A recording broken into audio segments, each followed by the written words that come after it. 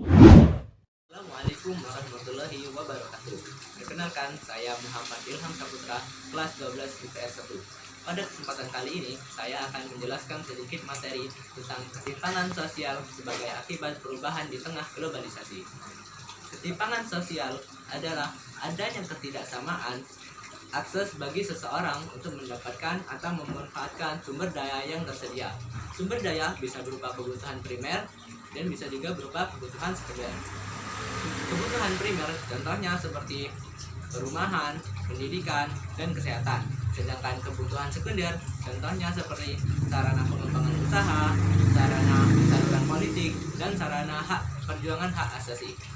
Ketimpangan sosial disebabkan oleh adanya faktor-faktor penghambat sehingga mencegah dan menghalangi seseorang untuk dapat mengakses, untuk mendapatkan atau memanfaatkan kesempatan dan peluang yang tersedia. Dua faktor tersebut adalah faktor internal dan faktor eksternal. Faktor internal adalah faktor yang berasal dari dalam diri seseorang. Rendahnya kualitas sumber daya manusia disebabkan oleh tingkat pendidikan atau kesehatan yang rendah dan adanya hambatan budaya, salah satunya budaya kemiskinan.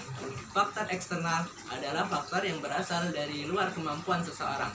Hal ini terjadi karena adanya birokrasi atau peraturan resmi yang dapat membatasi atau memperkecil akses seseorang untuk mendapatkan dan memanfaatkan kesempatan dan peluang yang tersedia. Ada 6 ketimpangan yang terjadi di Indonesia sebagai akibat perubahan di tengah globalisasi. Yang pertama, ketimpangan antara desa dan kota.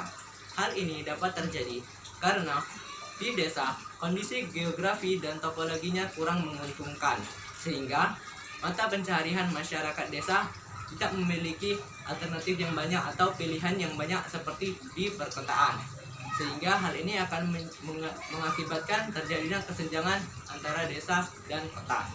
Yang kedua, yaitu kesenjangan pengembangan sumber daya manusia antar wilayah di Indonesia. Hal ini berkaitan erat dengan pendidikan. Pendidikan sangat berperan dalam pembangunan. Dengan pendidikan, seorang individu akan dapat mengangkat status sosial dan akan dapat meningkatkan kesejahteraan hidupnya. Namun sayangnya, tidak semua masyarakat mendapatkan pendidikan yang layak dan berkualitas, sehingga hal ini akan menimbulkan terjadinya kesenjangan, akan mempengaruhi kualitas diri mereka masing-masing. Yang ketiga, semakin meningkatnya kesenjangan ekonomi antar golongan di dalam masyarakat.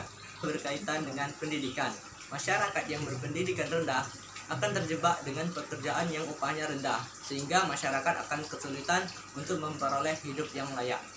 Yang keempat, itu ketimpangan penyebaran aset di kalangan swasta, yang sebagian besar kepemilikan asetnya terkonsentrasi pada skala besar. Ketimpangan penyebaran aset di Indonesia penyebaran asetnya hanya terkonsentrasi pada skala besar saja, terutama badan usaha milik negara. Padahal sebenarnya tenaga kerja Indonesia banyak yang bekerja di usaha mikro, kecil, dan menengah. Tentunya ketimpangan ini akan menyebabkan usaha-usaha kecil dan menengah akan sulit untuk berkembang.